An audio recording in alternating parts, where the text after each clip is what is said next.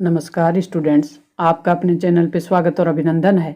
आज का महत्वपूर्ण टॉपिक कृषि है और कृषि से संबंधित महत्वपूर्ण प्रश्न जो कि आपकी परीक्षा के लिए उपयोगी हैं और आपकी परीक्षा में अब बहुत कम समय बचा है, तो आपके बेहतर भविष्य के लिए बेहतर कंटेंट और बेहतर प्रयास आप कर सको, 80 में से 80 का आप प्रयास कर सको, इसी उद्देश्य के साथ आप तक लगभग टॉपिक हैं वो पहुंचाए जा चुके हैं।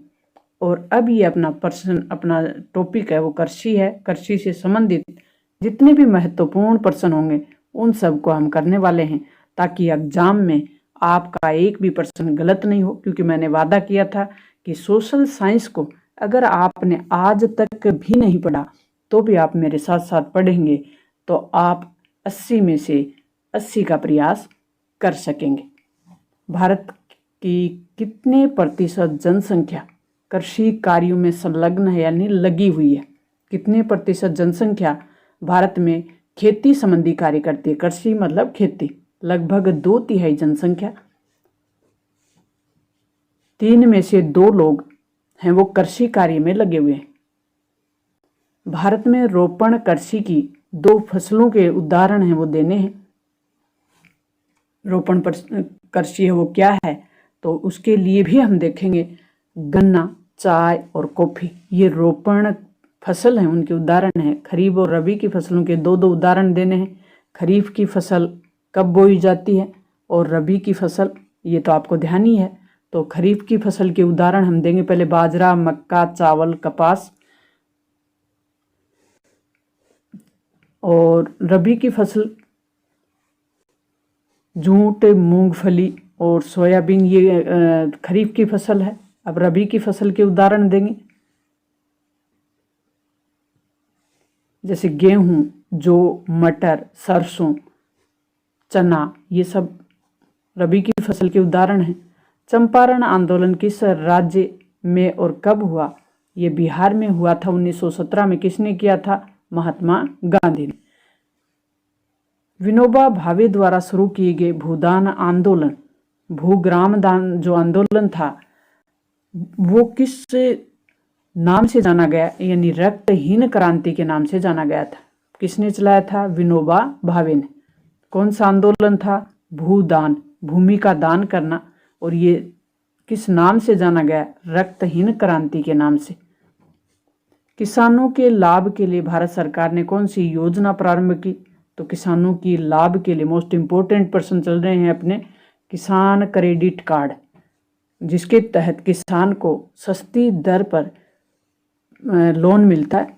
तो ये किसान भारत सरकार द्वारा कौन सी योजनाएं हैं? किसान क्रेडिट कार्ड योजना, व्यक्तिगत दुर्घटना बीमा योजना, कर्तन दहन प्रणाली। कर्तन दहन की जो प्रणाली है कृषि को भारत और विश्व में किस नाम से जाना जाता है? तो भारत में जो कि उत्तर पूर्व के स्टेट हैं भारत में, जैसे असम, मेघालय, मिजोरम, नागालैंड, यहाँ पे इसको झूम कृषि के नाम से जानते हैं। मणिपुर में पलामू, छत्तीसगढ़ और अंडमान निकोबार द्वीप समूह में इसको दीपा और राजस्थान में इसको वालर कहते हैं, वालरा। विश्व में इसको मध्य अमेरिका, मैक्सिको में मिल्पा और ब्राज़ील में रोका, वेनेजुएला में कोनेको और वियतनाम में रे तथा इंडोनेशिया में लद्दाख कहा जाता है। यानी अलग अलग नाम। कर्तन दहन जो कृषि प्रणाली है ये स्थानांतरित कृषि है और इसको अलग अलग नाम, जिससे हम देख लिया कि किस किस नाम से पुकारा जाता है। तो झूम कृषि क्या है? एक कर्तन दहन कृषि प्रणाली है, एक स्थानांतरित कृषि है। ये झूम कृषि के बारे में पूछा जाता है कई बार। तो ये झूम कृषि क्या है? कई बार इनका कि ये किस एरिया में कौन सी कृषि है, मिलान वाले में भी पूछ लिया जाता है। तो झूम कृषि अगर आपको ध्यान होगा तो बाकी को भी आप 1-2 और ध्यान हो तो मिला सकते हैं। झूम कृषि स्थानांतरित कृषि का ही नाम है, जिसमें पेड़ पौधों को जलाकर और उस जगह पर बीज छिड़क दिए जाते हैं और उसके बाद वहाँ खेती होती है, फिर दूसरी जगह चेंज की जाती है दोबारा। कार्बनिक कृषि किस प्रकार की कृषि है, समझाइए। तो वर्तमान समय कार्बनिक कृषि का ही प्रचलन अधिक है वर्तमान में, क्योंकि कार्बनिक कृषि बिना किसी उर्वरक और रसायनों तथा कीटनाशकों के की जाती है, जिससे पर्यावरण और मृदा और मनुष्य पर इसका कोई प्रभाव नहीं पड़ता। ना तो मृदा अनुपजाऊ होती है, न पर्यावरण प्रदूषित होता है और न ही मनुष्य के शरीर पर इसका कोई प्रभाव पड़ता है।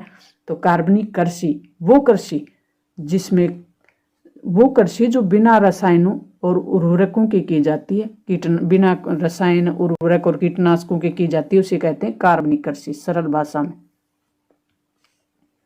तो जो कार्बनिक कृषि होगी जिसमें उर्वरक नहीं होंगे, जिसमें कीटनाशक नहीं होंगे, ना हानिकारक दवाइयां जो छिड़कते हैं हम खेतों में वो नहीं होगी, तो अपने आप मृदा है वो भी प्रदूषित नहीं होगी, मनुष्य पर भी इसका कोई प्रभाव नहीं पड़ेगा और जो पर्यावरण प्रदूषित है वो भी नहीं होगी, मृदा भी अनुपजाऊ नहीं होगी।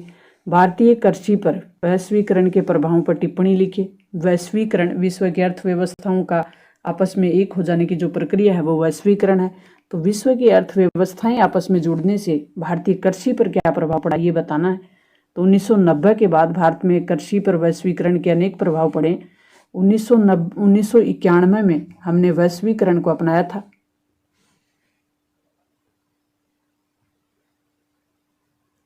कृषि पर अनेक तकनीकों का उपयोग और उत्पादन बढ़ना, ये सकारात्मक प्रभाव है कि वैश्वीकरण का कृषि पर सकारात्मक प्रभाव पड़ा कि कृषि में तकनीक का उपयोग ज़्यादा हुआ और उत्पादन भी बढ़ा।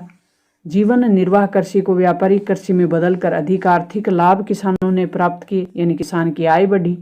उन्नत किस्म तथा बीजों का उपयोग कर फसल उत्पादन बढ़ाया जा सका, फसल का उत्पादन भी बढ़ा, अच्छे बीजों से पैदावार बढ़ी। कृषि से अनेक निर्यात किए जाने वाले उत्पादों का निर्माण कर विदेशी व्यापार में वृद्धि की जा सके। कृषि का राष्ट्रीय आय और रोजगार, कृषि का राष्ट्रीय अर्थव्यवस्था है उस पे, रोजगार पे, उत्पादन में क्या योगदान है। तो कृषि, भारत है वो कृषि प्रधान देश है, अधिकांश लोग हैं वो ऊपर देखा था हमने, 2/3 लोग, 3 में से 2 लोग हैं वो कृषि कार्य में लगे हुए हैं।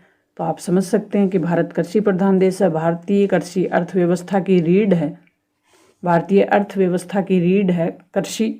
तो वर्तमान समय में देश के लगभग 52% जनसंख्या के लिए रोजगार और आजीविका यानी जीवन जीने का जो साधन है वो कृषि है।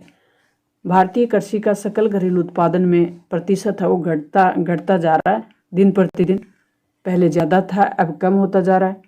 भारत की अर्थव्यवस्था के अन्य क्षेत्रों में गिरावट लाएंगे जो कि चिंता का विषय है।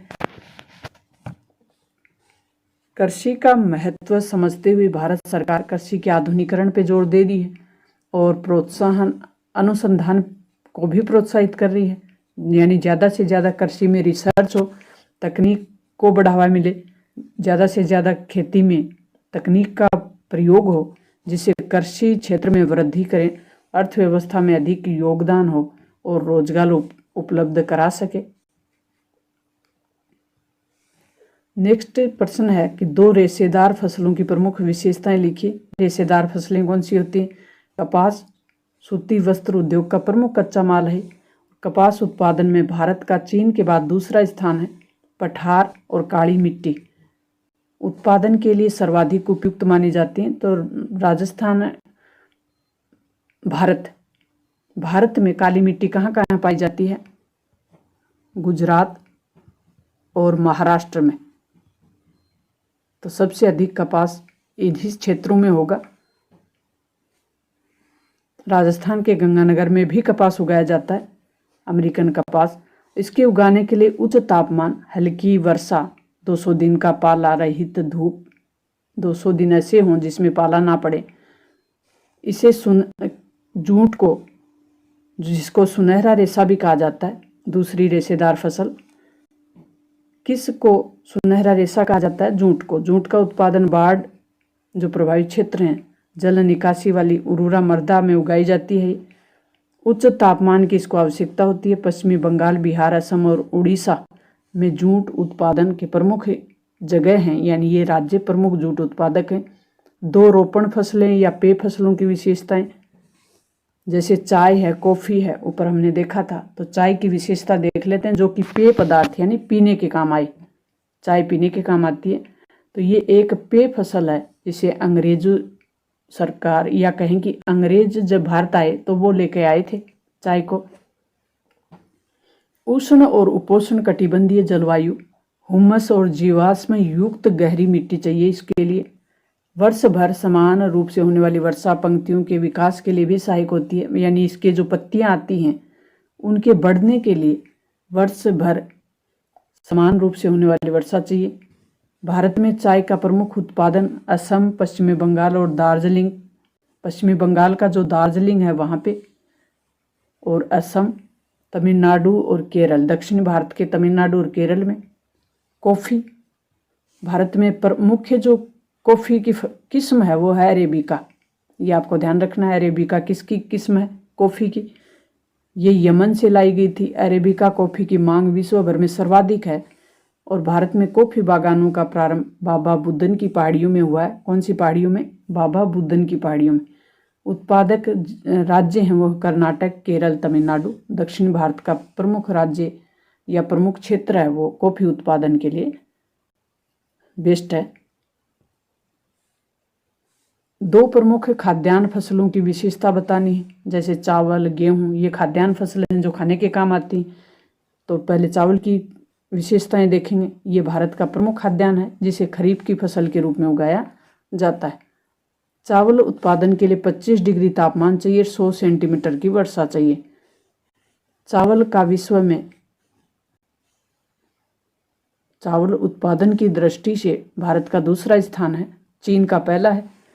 भारत में चावल का उत्पादन मुख्यतः पंजाब, हरियाणा, पश्चिमी बंगाल, उत्तर प्रदेश में किया जाता है। गेहूं, भारत में दूसरी प्रमुख खाद्यान्न फसल गेहूं है जिसे रबी के सीजन में बोया जाता है।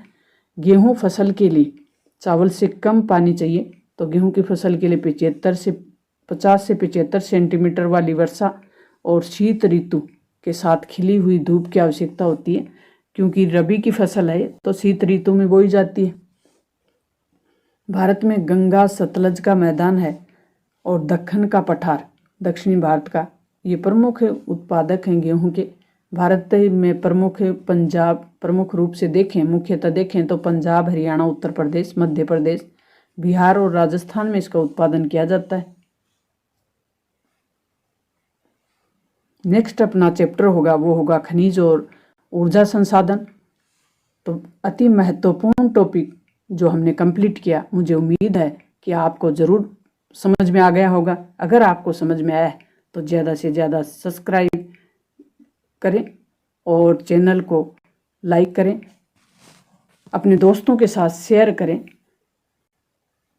लेकिन कोई समस्या हो तो कमेंट बॉक्स में ज़रूर लिखें। मिलते हैं नेक्स्ट और महत्वपूर्ण टॉपिक के साथ, खनिज या ऊर्जा संसाधन।